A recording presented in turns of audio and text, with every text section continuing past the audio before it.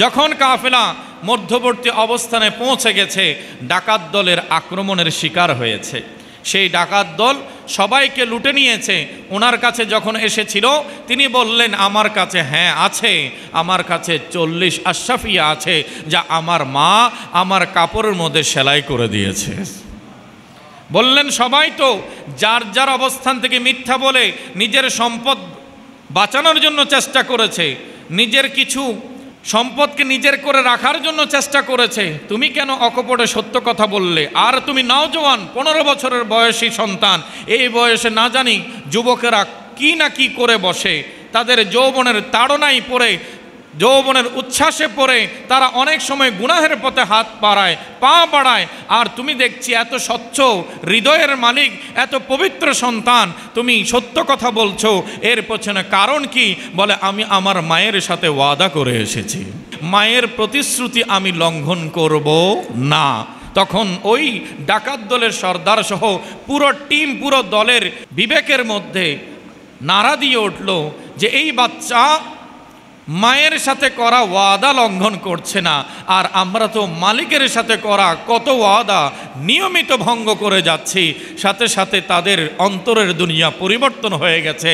যখন আল্লাহওয়ালার নজর পড়ে যায় তখন বান্দার তকদির চমকে ওঠে। হুজুর শাহিন শেখ বাগদাদ সৈয়দনা শেখ মহিউদ্দিন আব্দুল কাদের জিলানী বলছেন, আমি সর্বপ্রথম এই 15তম বয়সে বান্দাদেরকে তওবা করিয়েছি এবং তাই ওই ডাকাত দলের সর্দার সহ পুরো ডাকাত দলকে আমি আমার মুরিদ হিসেবে আমার আওতাভুক্ত করে নিয়েছি। একটু বড় করে বলুন সুবহানাল্লাহ। قال الله تبارك وتعالى في محكم كتابه المجيد بسم الله الرحمن الرحيم ألا إن أولياء الله لا خوف عليهم ولا هم يحزنون الذين آمنوا وكانوا يتقون صدق الله مولانا العظيم وبلغنا رسوله النبي الحبيب الكريم ونحن على ذلك من الشاهدين والشاكرين والحمد لله رب العالمين مولاي صل وسلم دائما أبدا على حبيبك خير الخلق كلهم الحمد لله والشكر لله والصلاة والسلام على خير خلق الله মহামহিম রব্বুল আলামিন আহকামুল হাকিমিন আল্লাহ জাল্লা মাজদুর আলিশান দরবারে পাকে অসংখ্য অগন্ত শুকরিয়া আদায় করছি। রব্বুল আলামিন অত্যন্ত দয়া ও মেহেরবানি করে আজ পবিত্র রবিউল আখির শরীফের মহিমান্বিত দ্বিতীয় জুমায় আল্লাহর পবিত্র ঘর হজরত জঙ্গি শাহ আল কুরাইশ রহমতুল্লাহি আলাই জামে মসজিদে ইবাদত বন্দগিতে আমাদের শামিল হওয়ার তৌফিক দান করেছেন। রব তাআলার দরবারে শুকর আদায় করে বলি আলহামদুলিল্লাহ। রসুল আরবি সাল্লাল্লাহু আলাইহি ওয়াসাল্লামের পবিত্র রওজায়ে আতহারের প্রতি অন্তরের ভালোবাসা নিবদ্ধ করে দুরুদ ও সালামের হাদিয়া পেশ করছি। আহলে বাইত রসুল, সাহাবায়ে কেরাম, তাবেঈন, তবে তাবেঈন, বিশেষ করে আউলিয়ায়ে কামিলিন, সর্বোচ্চ সম্মাননা সশ্রদ্ধ সালাম জানাচ্ছি বড় পীর সৈয়দনা শেখ মহিউদ্দিন আব্দুল কাদের জিলানী রাদিয়াল্লাহু তাআলা আনহুর পবিত্র কদমে পাকে। আল্লাহ সুবহানাহু ওয়া তাআলা আমাদের সকলের এই সালামি শ্রদ্ধা জ্ঞাপনকে কবুল এবং মঞ্জুর করুন, আমিন। রব তাআলা পবিত্র কালামে রহমানিতে স্থানে স্থানে আউলিয়ায়ে কেরামের বৈশিষ্ট্য বয়ান করেছেন এবং বিশেষ করে আজ আরবি চন্দ্র মাস রবিউল আখির শরীফের 10ম দিবস, যে রাত আগমন করছে এই রাত হচ্ছে 11তম রাত, পবিত্র ফাতিহায়ে ইয়াজদাহমের রাত। সবাই বলি আলহামদুলিল্লাহ। তাই এই পবিত্র ক্ষণে আমরা হুজুর শাহিন শেখ বাগদাদ সৈয়দনা শেখ মহিউদ্দিন আব্দুল কাদের জিলানী রাদিয়াল্লাহু তাআলা আনহুর নজর করম রহমতপূর্ণ দৃষ্টি কামনায় কিছু প্রশংসা বাক্য উপস্থাপন করছি। রব্বুল আলামিন আমাদের সবাইকে কবুল করুন, আমিন। সরকারে গৌসে আজম نظر کرم خدا را سرکار غوث اعظم نظر کرم خدا را میرا خالق سا بھر دو میرا خالق سا بھر دو میں فقیر ہوں تمہارا سرکار غوث اعظم نظر کرم خدا را سرکار غوث اعظم نظر کرم خدا را جھولی کو میری بھر دو ورنہ کہے گی دنیا جھولی کو میری بھر دو ورنہ کہے گی دنیا ایسے سخی کا منگتا ایسے سخی کا منگتا پھرتا ہے مارا مارا سرکار غوث اعظم نظر کرم خدا را سرکار غوث اعظم نظر خدا را یہ تیرا کرم مجھ پر کہ بلا لیا ہے در پر یہ کرم ہے تیرا مجھ پر کہ بلا لیا ہے در پر کہاں رو سیاہ فریدی کہاں رو سیاہ فریدی کہاں آستا تمہارا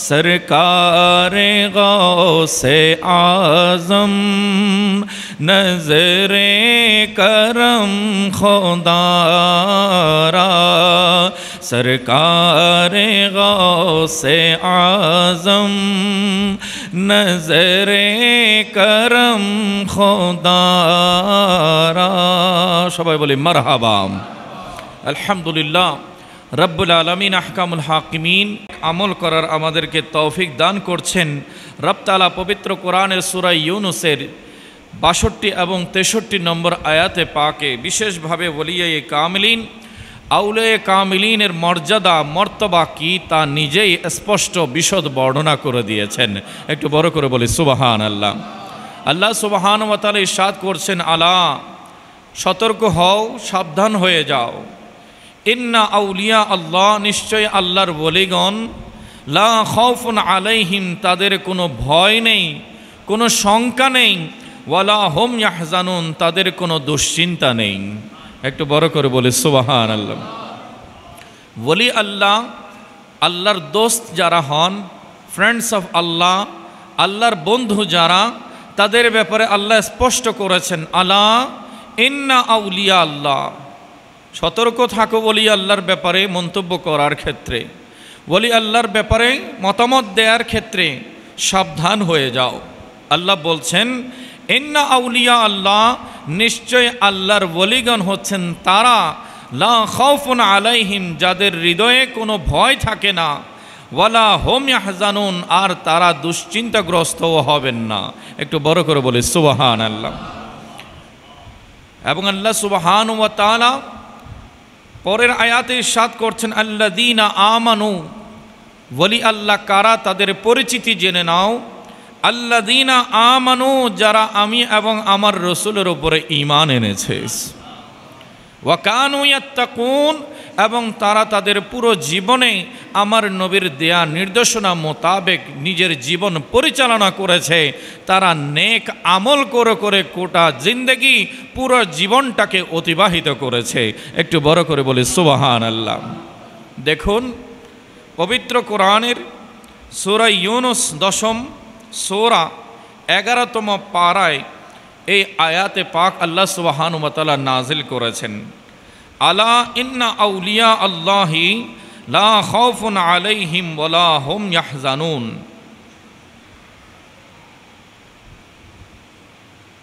এই আয়াতের মধ্যে 11টি শব্দ আছে। আলা ইন্না আউলিয়া আল্লাহি লা খাউফুন আলাইহিম ওয়ালা হুম ইয়াহজানুন। এই আয়াতে পাকে 11টি শব্দমালা দিয়ে আল্লাহ সুবহানাহু ওয়া তাআলা স্পষ্ট করেছেন যে ওলি আল্লাহ তারা শুধু তাকওয়া অবলম্বন করেন, তাদের হৃদয়ে আল্লাহর ভয় থাকে, কোনো সৃষ্টির প্রতি তারা ভ্রুক্ষেপ করেন না, কোনো সৃষ্টির ভয় আশঙ্কা কোনো শঙ্কা তাদেরকে পেয়ে বসে না। একটু বড় করে বলি সুবহানাল্লাহ।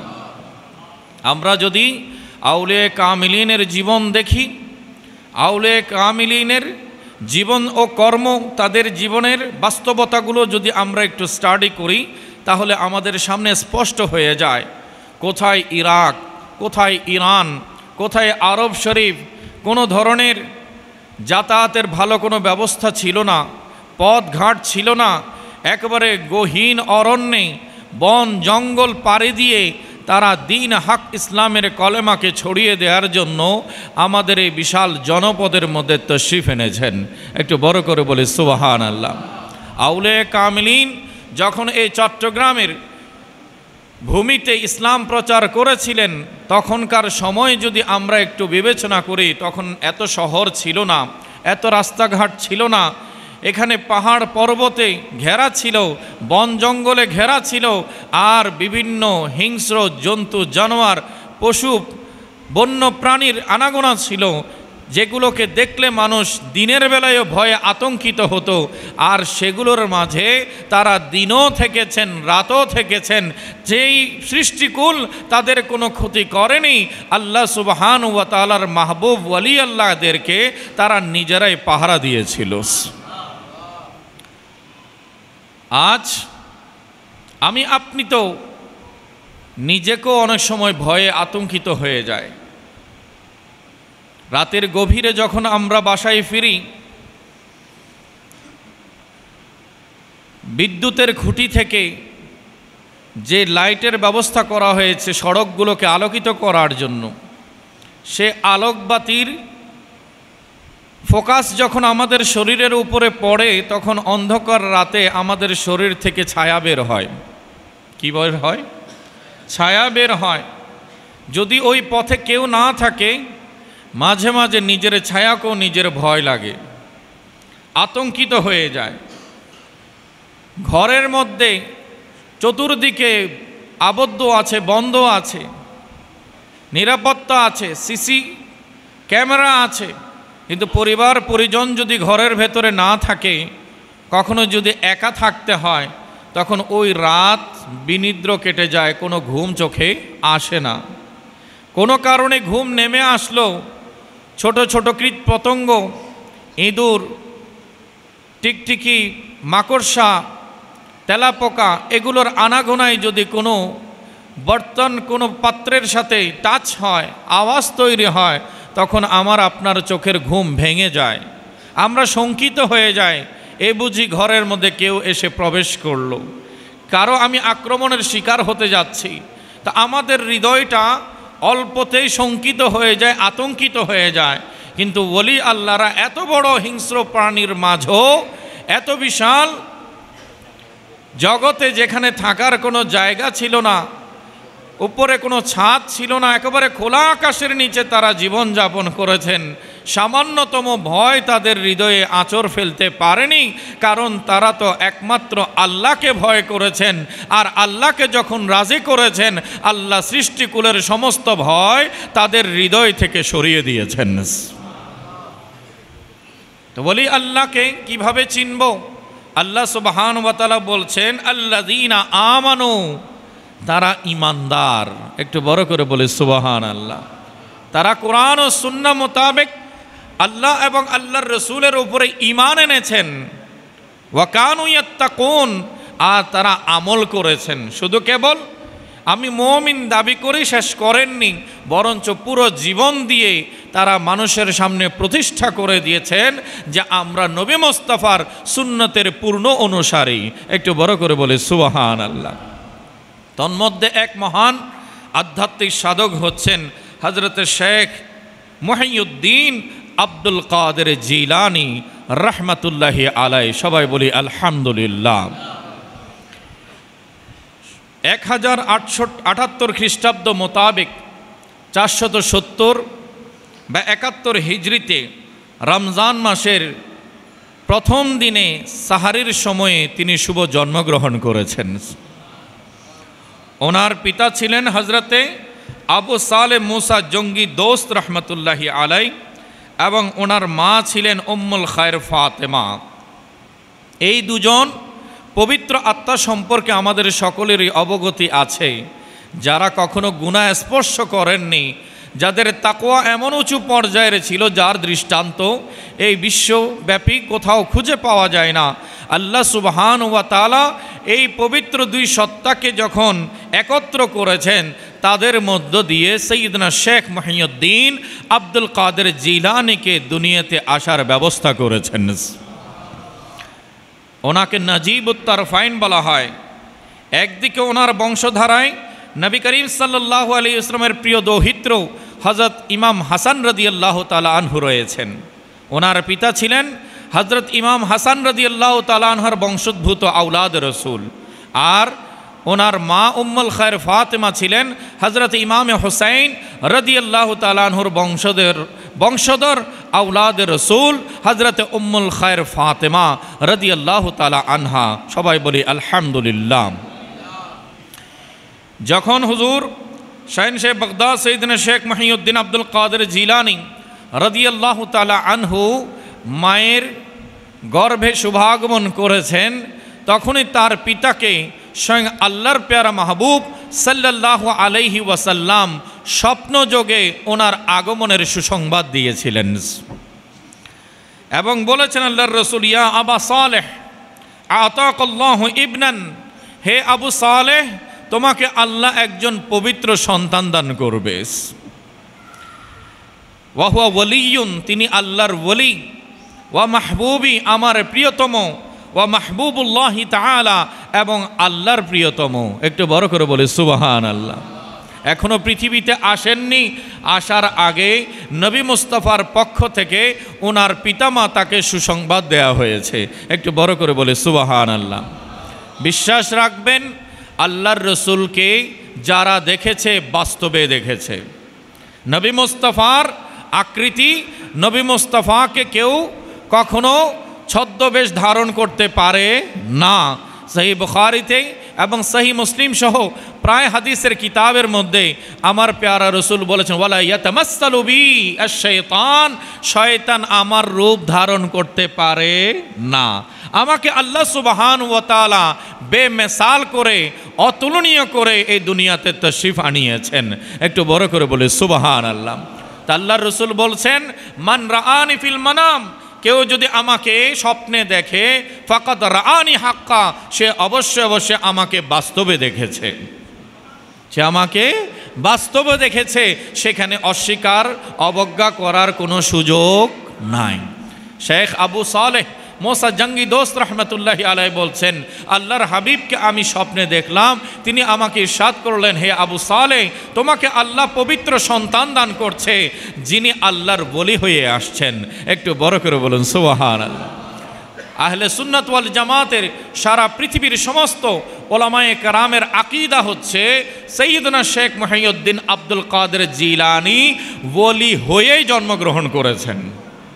তিনি দুনিয়াতে এসে বেলায়েত হাসিল করেননি, বরঞ্চ তিনি মাতৃগর্ভের ওলি ছিলেন।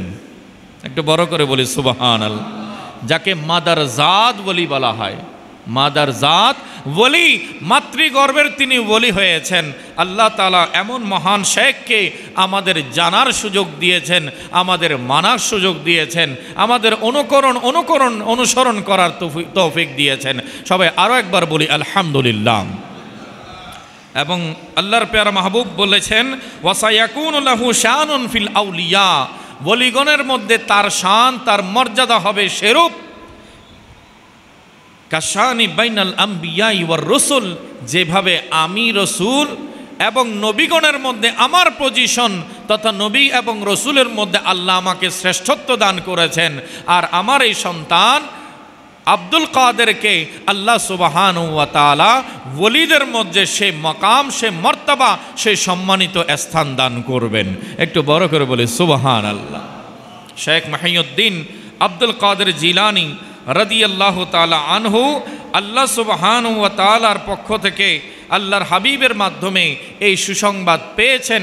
যখনই তিনি শুভাগমন করেছেন, এই ইতিহাস সবার কাছে সুপ্রসিদ্ধ। ওনার আম্মাজান বলছেন, রমজানের দিনের বেলা আমি বারংবার চেষ্টা করেছি আমার বুকের মমতা আমার সন্তানের মুখে তুলে দেওয়ার জন্য, কিন্তু আমার সন্তান একটি বারের জন্য দিনের বেলা পান করেনি। সেও যেন শৈশবেই জন্ম নিতেই আল্লাহর ইবাদতের মজা নিচ্ছে, সেও প্রত্যহ রমজানুল মুবারকের রোজা পালন করেছে। তো আল্লাহ সুবহানাহু ওয়া তাআলা এই শক্তি দান করেছেন, এই ক্ষমতা দান করেছেন। এতে আমি আপনি খুশি হয়ে আরো একবার বলি আলহামদুলিল্লাহ। সম্মানিত হাজরিন, হুজুর শাহিনশে বাগদাদ সাইয়েদনা শেখ মুহিউদ্দিন আব্দুল কাদের জিলানীর আম্মা জান ছিলেন পবিত্র কোরআনের 18 পারার কোরআনে হাফেজা। তার কাছে বিশুদ্ধ পবিত্র কোরআনের বিশুদ্ধভাবে 18 পারা মুখস্থ ছিল। যখন সন্তান গর্ভে ছিল, ওই মা সারাক্ষণ আল্লাহর কোরআন তেলাওয়াতে ব্যস্ত থাকতেন। এবং তিনি তার গর্ভের সন্তান শেখ আব্দুল কাদের জিলানী, তিনি বলছেন আমিও আমার মায়ের মুখ থেকে শুনে শুনে গর্ভে থাকা অবস্থায় 18 পারা কোরআন মুখস্থ করে নিয়েছি। অনেকের কাছে অলৌকিক মনে হতে পারে, কাল্পনিক মনে হতে পারে, কিন্তু বর্তমান সায়েন্স যত বেশি উৎকর্ষ সাধন করছে, ওলি আল্লাহর মর্যাদা আমরা বোঝাটা তত সহজ হয়ে যাচ্ছে। সাইকোলজিস্টদের ব্যাপারে যদি আমরা একটু রিসার্চ করি, পড়াশোনা করি, তাহলে তারা দেখবেন এই মতামত তারা ব্যক্ত করেছে, যখন 120 দিন পরে সন্তানের রূহ ফুঁকে দেওয়া হয়, সন্তানের নড়াচড়া শুরু হয় মাতৃগর্ভে, তখন সে বাইরের সাউন্ড এক্সপোজ করতে পারে, বাইরের সাউন্ড সে অনুভব করতে পারে। আল্লাহ তাআলা তাকে শ্রবণ শক্তি দান করেন। একটু বড় করে বলুন সুবহানাল্লাহ। এবং বর্তমান সাইকোলজিস্টরা বলছে যে বাহিরের জগতে সেই বাচ্চা যদি বড় আওয়াজ শুনে মাতৃগর্ভে থাকা অবস্থায়, তাহলে এই দুনিয়াতে আসার পর তার চরিত্র, তার স্বভাবের মধ্যে দেখা যায় সে বেশি আওয়াজকে পছন্দ করে, কারণ সে মাতৃগর্ভে থাকতে বড় বড় লাউড আওয়াজ শুনেছে। আর যদি কোনো বাচ্চা মাতৃগর্ভে পালিত হওয়ার সময় নীরবতায়, নিস্তব্ধতায়, শান্ত পরিবেশে বড় হয়, তখন সে দুনিয়াতে আসার পর তার প্রকৃতি স্বভাব হয়ে যায়, সে শান্ত থাকতে পছন্দ করে, নীরবতাকে পছন্দ করে, হই হুল্লোড় বড় আওয়াজকে সে পছন্দ করে না। এবং তারা এটাও বলছেন যে শীতের কনকনে রাতে যখন বাচ্চারা ঘুমায়, তখন ফ্যান অফ থাকে, আমাদের দেয়াল ঘড়ির কাঁটা ঘুরতে থাকে, ওই কাঁটার যখন রাত গভীর হয়ে যায়, চতুর্দিকের আওয়াজ বন্ধ হয়ে যায়, তখন ওই কাঁটারও ছোট্ট ছোট্ট আওয়াজ হয় কি না? কথা বলেন, হয় কি না? বাস্তবতা হচ্ছে, যখন কনকনে শীতের রাত, চতুর্দিক একবারে পিনপতন নীরবতা, কোনো ধরনের আওয়াজ নেই। তখন ওই ঘড়ির কাঁটার টিক টিক টিক টিক আওয়াজ শোনা যায়। বলছে ওই বাচ্চাগুলো যারা মাতৃগর্ভে ছিল ওই টিক টিক আওয়াজও তারা শুনেছে, এবং শীতের কনকনে রাতে ওই বাচ্চা শোয়ার সময় যদি কোনো কারণে ওই দেয়াল ঘড়ির ব্যাটারির চার্জ চলে যায়, সেটা যদি তার কার্যক্রম ক্ষমতা হারিয়ে ফেলে, তখন ওই বাচ্চার রাতে ঘুম হয় না। কারণ সে তো স্বভাবে পরিণত হয়েছে শীতের রাতে সে ওই আওয়াজ শুনে শুনে ঘুমিয়েছিল মাতৃগর্ভে। একটু বড় করে বলুন সুবহানাল্লাহ। তো আজকের সায়েন্স, আজকের সাইকোলজিস্টরা যদি প্রমাণ করতে পারে যে বান্দা মাতৃগর্ভে থেকে বাহিরের আওয়াজ এক্সপোজ করতে পারে, শুনতে পারে, তার লিসেনিং পাওয়ার আল্লাহ তাআলা দান করতে পারেন, দিয়েছেন, তাহলে আমার গৌসে পাক আব্দুল কাদের জিলানী মাতৃগর্ভে 18 পারা কোরআনের হাফেজ হয়েছেন। এটা মানতে কোনো অসুবিধা আছে? আল্লাহ তাআলা আমাদেরকে ওলি আল্লাহকে যথাযথ সম্মানে বরণ করে নেয়ার, গ্রহণ করে নেয়ার তৌফিক দান করুক, আমিন। একই ঘটনা দিল্লির মহান ওলিয়ে কামিল হজরতে খাজা নিজামুদ্দিন আউলিয়া রহমতুল্লাহি আলাই, ওনার জীবনী যখন আমি স্টাডি করেছি দেখা যায় উনি মাতৃগর্ভ থেকে 14 পারা কোরআনের হাফেজ হয়ে এসেছেন। কারণ ওনার মা 14 পারা কোরআনের হাফেজা ছিলেন। একটু বড় করে বলি সুবহানাল্লাহ।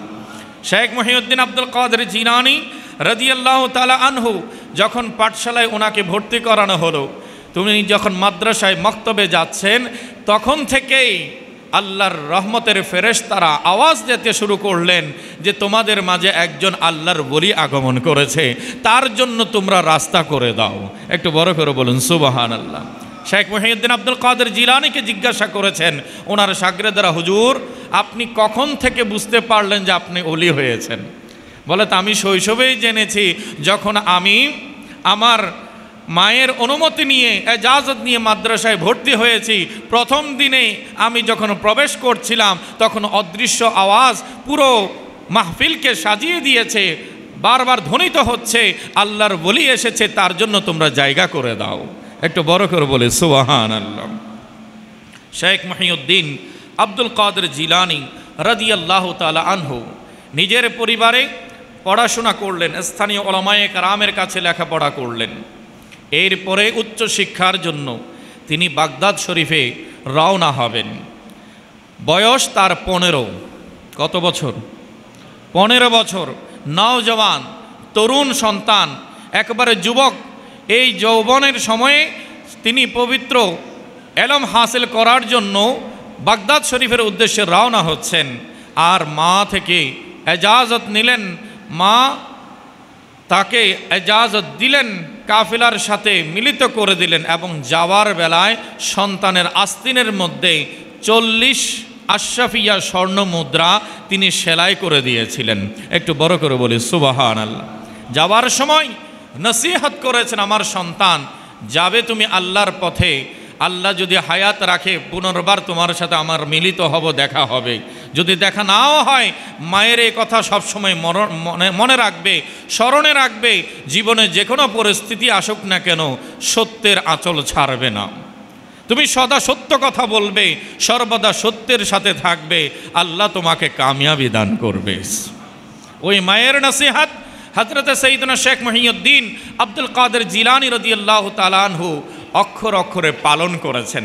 আপনারা জানেন বাহজাতুল আসরার ইমাম আবুল হাসান শাতনুফি রহমতুল্লাহি আলাইহির লিখিত গাউসে পাক আব্দুল কাদের জিলানীর সবচাইতে প্রণিধানযোগ্য, নির্ভুল,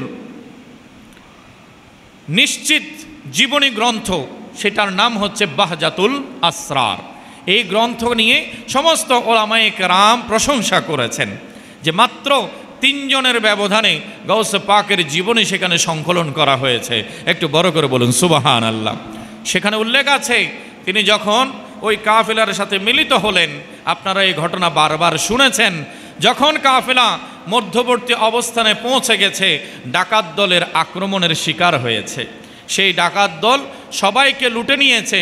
ওনার কাছে যখন এসেছিল তিনি বললেন, আমার কাছে হ্যাঁ আছে, আমার কাছে 40 আশরাফিয়া আছে, যা আমার মা আমার কাপড়ের মধ্যে সেলাই করে দিয়েছে। বললেন সবাই তো যার যার অবস্থান থেকে মিথ্যা বলে নিজের সম্পদ বাঁচানোর জন্য চেষ্টা করেছে, নিজের কিছু সম্পদকে নিজের করে রাখার জন্য চেষ্টা করেছে। তুমি কেন অকপটে সত্য কথা বললে? আর তুমি নওজোয়ান, 15 বছরের বয়সী সন্তান। এই বয়সে না জানি যুবকেরা কি না কি করে বসে, তাদের যৌবনের তাড়নায় পড়ে, যৌবনের উচ্ছ্বাসে পড়ে তারা অনেক সময় গুনাহের পথে হাত বাড়ায়, পা বাড়ায়। আর তুমি দেখছি এত স্বচ্ছ হৃদয়ের মালিক, এত পবিত্র সন্তান, তুমি সত্য কথা বলছো। এর পেছনে কারণ কি? বলে আমি আমার মায়ের সাথে ওয়াদা করে এসেছি, আমি আমার মায়ের সাথে ওয়াদা করেছি, মায়ের প্রতিশ্রুতি আমি লঙ্ঘন করব না। তখন ওই ডাকাত দলের সর্দার সহ পুরো টিম, পুরো দলের হোশ বিবেকের মধ্যে নাড়া দিয়ে উঠল যে এই বাচ্চা মায়ের সাথে করা ওয়াদা লঙ্ঘন করছে না, আর আমরা তো মালিকের সাথে করা কত ওয়াদা নিয়মিত ভঙ্গ করে যাচ্ছি। সাথে সাথে তাদের অন্তরের দুনিয়া পরিবর্তন হয়ে গেছে। যখন আল্লাহওয়ালার নজর পড়ে যায় তখন বান্দার তকদির চমকে ওঠে। বলা হয় निगाहे वली में ये तासीरो देखी बदलती हजारों की तकदीरो देखी। যখন কোনো আল্লাহওয়ালার রহমতের নজর পড়ে যায় কারো ওপর, তখন তার তকদির সুপ্রসন্ন হয়ে যায়। হতভাগা থেকে আল্লাহ তাকে সৌভাগ্যবান বানিয়ে দেয়। হুজুর শাহিন শেখ বাগদাদ সৈয়দনা শেখ মহিউদ্দিন আব্দুল কাদের জিলানী বলছেন, আমি সর্বপ্রথম এই 15তম বয়সে বান্দাদেরকে তওবা করিয়েছি এবং তাই ওই ডাকাত দলের সর্দার সহ পুরো ডাকাত দলকে আমি আমার মুরিদ হিসেবে আমার আওতাভুক্ত করে নিয়েছি। একটু বড় করে বলুন সুবহানাল্লাহ। সম্মানিত হাজরিন, গেলেন বাগদাদে লেখাপড়া করার জন্য, উচ্চশিক্ষায় শিক্ষিত হচ্ছেন। এদিকে মা দীর্ঘদিন সন্তান থেকে বিচ্ছেদ। প্রত্যেক মাই জানে তার সন্তান থেকে দূরত্ব তার জন্য কত কষ্টের ব্যাপার হয়। বিশেষ করে আমাদের প্রবাসী যে সকল সন্তানেরা বিদেশে পড়ে আছে, সে প্রত্যহ কোনো না কোনো সময় একবার হলো তার মাকে স্মরণ করে কি না? আর যে মা ঘরে আছে, 1000 মাইল দূরে থাকলেও মায়ের হৃদয় থেকে সন্তান জুদা হতে পারে না। সবসময় মা সন্তানকে নিয়ে ভাবে, সন্তানের জন্য দোয়া করতে থাকে। আজ অনেক হতভাগা সন্তান মা বাবার কদর বুঝে না। তাদেরকে বলবো, হারিয়ে গেলে বুঝতে পারবে যে বাবা কি জিনিস, মা কি জিনিস। অনেকেই আমরা এখানে উপস্থিত আছি, আজ মা কবরে চলে গেছে, বাবা কবরে চলে গেছে। ইচ্ছে থাকলেও তার পা ছুঁয়ে দোয়া নেওয়ার কোনো সুযোগ নেই। ইচ্ছে করলো মায়ের হাত তুলে মায়ের কাছে গিয়ে দোয়া চাওয়ার মতো সুযোগ নেই। আজ কবরে শুয়ে আছে, রবের দরবারে দোয়া করছি, রব্বির হামহুমা কামা রব্বায়ানি সগীরা।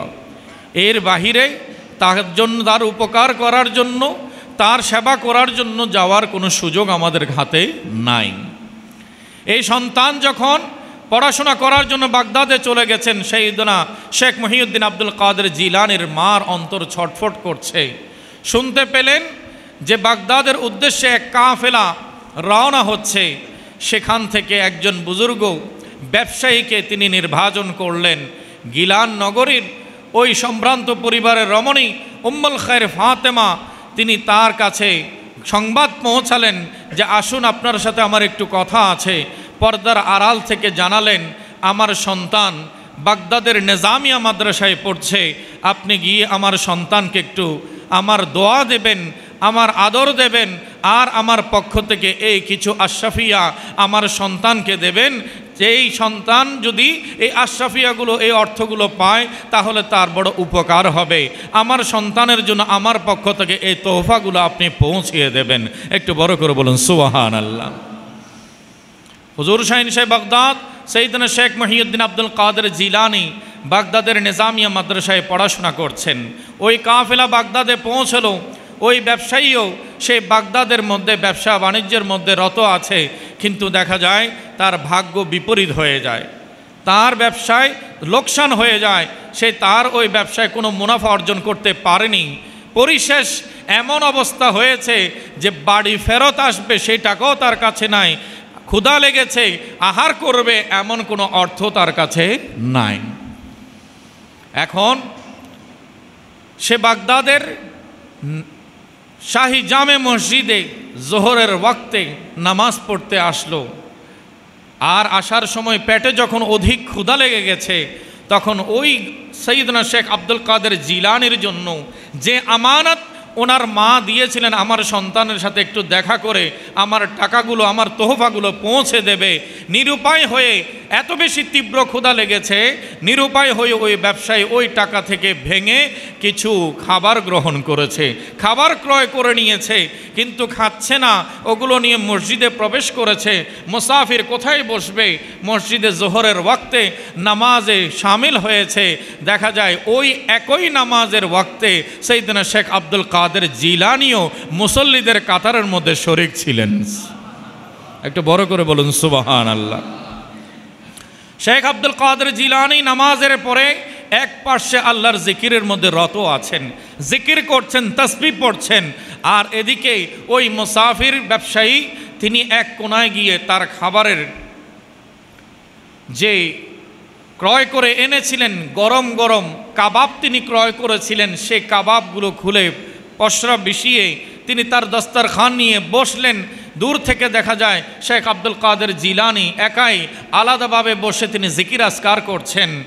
আর পুরো মসজিদের পরিবেশে কাবাবের খুশবু ছড়িয়ে পড়েছে। শেখ আব্দুল কাদের জিলানি রাদিয়াল্লাহু তাআলা আনহু তিনিও দুদিন ধরে ক্ষুধার্ত ছিলেন, কোনো অর্থ নেই যে ক্রয় করে খাবেন। আবার সৈয়দজাদা আমার নবীর বংশধর, তারা কারো কাছে হাতও পাততে পারে না, কারণ সৈয়দদের জন্য আল্লাহর রসুল ভিক্ষা করা হারাম করে দিয়েছেন, সহযোগিতা নেওয়া হারাম করে দিয়েছেন, জাকাতের অর্থ নিয়ে হারাম করে দিয়েছেন, সদকার অর্থ নিয়ে হারাম করে দিয়েছেন। তো নবীর আওলাদ কারো কাছে হাতও পাততে পারে না, আবার ক্ষুধার জ্বালায়ও বড় কষ্ট হচ্ছে, আল্লাহর দরবারে সাজদার পর সাজদা দিচ্ছেন। শেখ মহিউদ্দিন আব্দুল কাদের জিলানি হঠাৎ করে যখন সালাম ফিরালেন, দেখা যায় ওই দিকে ওই বুজুর্গ ব্যবসায়ীর দিকে নজর পড়ল, চোখে চোখ মিলার দেরি ওই বুজুর্গ তাকে ইশারা করে ডাকলেন, বাবা তুমিও আসো আমার সাথে, আমার দস্তরখানে শরীক হয়ে যাও। একটু বড় করে বলেন সুবহানাল্লাহ। পেটে যদি ক্ষুধা থাকে, নবী মুস্তাফার হাদিসে পাক সেই তিরমিজি শরীফের মধ্যে আছে, আমার পেয়ারা রসুল বলেছেন যদি ক্ষুধা থাকে, কেউ যদি খাবারের জন্য তোমাকে দাওয়াত দেয় তখন না করবে না, মিথ্যা বলবে না। তোমার ক্ষুধা নিবারণের জন্য হয়তো আল্লাহ তার ওই খাবারের মধ্যে তোমার রিজিক রেখেছেন। অনেক সময় আমরা কার্টিসি মেনটেন করার জন্য কারোর সাথে দেখা করতে গিয়েছি, দেখা যাচ্ছে উনি খাবার টেবিলে বসেছেন, খেতে বসেছেন, আমাদেরকে বলা হয় যে আসেন আপনি আমাদের সাথে শরীক হন, তখন আমরা নানানভাবে মিথ্যা বলে তার থেকে সরার জন্য চেষ্টা করি, অথচ আমার পেয়ারা রসুল সেটাকে নিষেধ করেছেন। আপনার পেটে ক্ষুধা আছে, আমি নাস্তা করেছি, বাসায় গিয়ে খাবো, আমি গোসল করে নি, বিভিন্ন রকমের অজুহাত সামনে এনে ওই দস্তরখান ওই রিজিক থেকে বান্দা সরে যায় শুধু নিজের ইগো প্রবলেমের কারণে, আত্মমর্যাদার দিকে খেয়াল করে। কিন্তু নবী মুস্তাফা বলছেন যখন তোমাকে খাবারের দাওয়াত দেয়, তোমার পেটে ক্ষুধা আছে, তুমি সাথে সাথে খাবারের জন্য ওই দস্তরখানে বসার জন্য রাজি হয়ে যাও। হযরত সাইয়েদনা শেখ মহিউদ্দিন আব্দুল কাদের জিলানি হাদিস শরীফ জানে কিনা? কথা বলেন, জানেন কিনা? সাথে সাথে সিদ্ধান্ত নিলেন তার সাথে শরীক হয়ে যাবেন। গেলেন, বসলেন, বসার পরে উনি ওনার দস্তরখান তৈরি করলেন, খাবার শুরু করবেন। এর আগেই ওই বুজুর্গ বললেন, আমার মনে হচ্ছে বাবা তুমি একজন তালেবে আলম, তুমি একজন মাদ্রাসার শিক্ষার্থী, আমার একটু উপকার করবে। বলছে বলেন বাবা, আপনার যে উপকার প্রয়োজন আমি সে উপকার করতে রাজি আছি। একটু বড় করে বলুন সুবহানাল্লাহ। বললেন আমার একটা শরীয়তের মাসালা জানতে হবে। বলে বলেন কি মাসালা? বলে আমি এসেছি গিলান থেকে, জিলান থেকে। এ কথা শোনার সাথে সাথে গৌসে পাকের মন খুশি হয়ে গেছে। বলে আমি এসেছি কারণ নিজের গ্রাম থেকে মানুষ এসেছে, দীর্ঘদিন পরে নিজের গ্রামের মানুষের সাথে ওনার সাক্ষাৎ, মন বড় খুশি হয়ে গেছে। এরপরে বলছে বাবা আমি আসার সময় এই নেজামিয়া মাদ্রাসায় পড়ে একটা ছেলের জন্য তার মা আমার কাছে কিছু তোহফা দিয়েছিল, আমি এসেছি, ব্যবসা বাণিজ্য করেছি, বড় লোকসান হয়েছে, আমার বাড়ি ফেরত যাওয়ারও কোনো অর্থ নাই, আর কিছু ক্রয় করে খাবো এমন অর্থ আমার কাছে নাই। ওই বাচ্চার নাম হচ্ছে আব্দুল কাদের, আর তার মা হচ্ছে উম্মুল খায়র ফাতেমা। এ কথা বলার সাথে সাথে শেখ আব্দুল কাদের জিলানীর চোখে পানি চলে এসেছে। দীর্ঘদিন পরে মায়ের পক্ষ থেকে পয়গাম এসেছে, মায়ের পক্ষ থেকে তোহফা এসেছে। এরপরে বললেন, তিনি নীরব রইলেন, সত্যটা এখনও প্রকাশ করছেন না। বললেন, আমাকে কি জিজ্ঞাসা করবেন আপনি জিজ্ঞাসা করুন। বলছে, আমি ওই সন্তানের যে আমানত তার মা দিয়েছিল, ওই টাকা খরচ করে, ওই টাকা ব্যয় করে আমি এই খাবার ক্রয় করেছি। এখন এই টাকা তো ছেলেটার আমানত, এই টাকা তো ওই ছেলেটার আমানত। এখন আমি তাকে না জানিয়ে এই আমানতের খাবার ক্রয় করেছি, এটা খাওয়া কি আমার জন্য জায়েজ হবে? এই আমানতের টাকার ক্রয় করা খাবার কি খাওয়া, রক্ষণ করা আমার জন্য কি বৈধ হবে? তখন শেখ আব্দুল কাদের জিলানী নিঃশ্বাস ফেললেন এবং বলছেন, আমি ফতোয়া দিচ্ছি আপনার জন্য খাওয়া বৈধ হবে। একটু বড় করে বলুন সুবহানাল্লাহ। বললেন, কি ব্যাপার আপনি বলছেন বৈধ হবে, অথচ একজনের আমানত আমি খেয়ে ফেলছি। আপনাকে কোন হুজুরে এই মাসালা শিখিয়েছে? কোন আলেমে এই ফতোয়া শিখিয়েছে যে আরেকজনের হক খাওয়াটা জায়েজ হবে, আবার আল্লাহর ঘর মসজিদে বসে আপনি ফতোয়া দিচ্ছেন? বলেন, আপনি খান, আমি দেখি, আপনি গ্রহণ করুন। উনি দেখা যায় যখন গাউসে পাক বললেন, তখন ওনার কথা মতো উনি খাবার শুরু করলেন। ভাবছেন বারবার, আমি তো খেয়ে নিচ্ছি, না জানি আল্লাহর কাঠগড়ায় আমাকে কি লজ্জিত হতে হয়। কারণ আসল হাকিকত তো এখনও প্রকাশ করেন নাই। যখন খাবার শেষ হলো তখন বললেন, বাবা আমার মন এখনো মানছে না, তুমি একটু স্পষ্ট করো কিভাবে এই খাবারটা খাওয়া আমার জন্য জায়েজ হয়েছে। বলছে, বাবাজান আপনি এসেছেন জিলান থেকে, ওই মা থেকে এসেছেন যে মা আমার মা উম্মুল খায়র ফাতেমা, যে সন্তানের খোঁজে এসেছেন আমি সেই আব্দুল কাদের, আমি সেই আব্দুল কাদের। তো আপনি যখন কথা উল্লেখ করেছেন তখন এই খাবারের মালিকানা আমার জন্য সাব্যস্ত হয়ে গেছে। আর যখন আমি মালিক হয়ে গেছি তখন আমি যাকে ইচ্ছে তাকে খাওয়াতে পারি, তখন আমি যাকে ইচ্ছে তাকে খাওয়াতে পারি। তো আমার খাবার আমি আপনাকে দিয়েছি, এটা আপনার গুনাহ কেন হবে? একটু বড় করে বলুন সুবহানাল্লাহ। বললেন, আমাকে যদি এই সত্যটা আগে বলে দিতেন তাহলে আপনার জন্য আমি পুরো খাবারটাই দিয়ে দিতাম, আপনি আমাকে খাইয়ে দিলেন। বলছে, আমরা আওলাদ রসুল কাউকে দস্তরখানায় বসিয়ে আমরা লজ্জা দিই না, কাউকে আমরা দস্তরখানায় মেহমানদারির টেবিলে বসিয়ে লজ্জিত করি না। আমার নবী মুস্তাফা প্রয়োজনে নিজে ক্ষুধার্ত থেকেছেন, তারপরও উম্মতকে মেহমানদারি করেছেন। সেই মহান জাত সাইয়েদনা শেখ মহিউদ্দিন আব্দুল কাদের জিলানী রাদিয়াল্লাহু তাআলা আনহু, ওনার জীবন সম্পর্কে আমরা আরও অনেক আলোচনা করব ইনশাআল্লাহ তাবারক ওয়া তাআলা। বাকি কথা হচ্ছে, ওনাকে স্মরণ করলে, ওনাকে জানলে, ওনাকে চর্চা করলে আমাদের জীবনের আমূল পরিবর্তন আসবে। আমরা নবী মুস্তাফার সুন্নতগুলোর বাস্তব প্রমাণ দেখতে পাবো এবং নিজেদেরকে সংশোধন করার আমরা সুযোগ পেয়ে যাব। তিনি হচ্ছেন সেই মহান ব্যক্তি যিনি একাধারে 40 বছর এশারের ওযু দিয়ে ফজরের নামাজের ইমামতি করেছেন। পুরো রাত ঘুমান নাই, 1-2 বছর নয়, 40 বছর। আজ এটা অবাক করা বিষয় হতে পারে, কিন্তু যতই বিজ্ঞান আবিষ্কার হচ্ছে আমাদের জন্য ইজি হয়ে যাচ্ছে। আমরা যখন সোশ্যাল মিডিয়াতে এডিক্টেড হয়ে যায়, ঘন্টার পর ঘন্টা কোথায় চলে যায়, কিভাবে চলে যায় আমরা তো টেরও পাই না। তো যার ঝোঁক যেদিকে তার সময় সেদিকে কাটে, আমাদের ঝোঁক সোশ্যাল মিডিয়ার দিকে, তাই আমাদের বিশাল জীবনের সময় সোশ্যাল মিডিয়াতে পার হয়ে যায়। আর আল্লাহর ওলিদের ঝোঁক কার দিকে? কথা বলি কার দিকে? আল্লাহর দিকে। তো আল্লাহকে পাওয়ার জন্য, আল্লাহকে রাজি করার জন্য ওনারা যখন মুসাল্লায় দাঁড়িয়েছেন, কবে সকাল হয়ে গেছে ওনারা টেরও পান নাই। একটু বড় করে বলি সুবহানাল্লাহ। তাই আজ রাতে কিংবা কাল আপনারা চেষ্টা করবেন, যার যে তৌফিক আছে, মিষ্টান্ন ব্যবস্থা করে হুজুর শাহিন শাহ বাগদাদ সাইয়েদনা শেখ মহিউদ্দিন আব্দুল কাদের জিলানীর রুহে সওয়াব পৌঁছানোর জন্য সূরা ফাতিহা পড়ে, সূরা ইখলাস পড়ে, দুরূদ শরীফ পড়ে আল্লাহর দরবারে দোয়া করবেন, ওনার দরবারে সালামি পৌঁছাবেন। আল্লাহ যেন এমন মহান ওলিদের মাধ্যমে আজ ইসলামের বাগানকে সজীব করে রেখেছেন, আমরাও যেন তাদের জীবন থেকে আলোকিত হতে পারি। আল্লাহ তাআলা আমাদের সবাইকে তৌফিক নসিব করুক, আমিন। ওয়া আখিরু দাওয়ানা আনিল হামদুলিল্লাহি রাব্বিল আলামিন।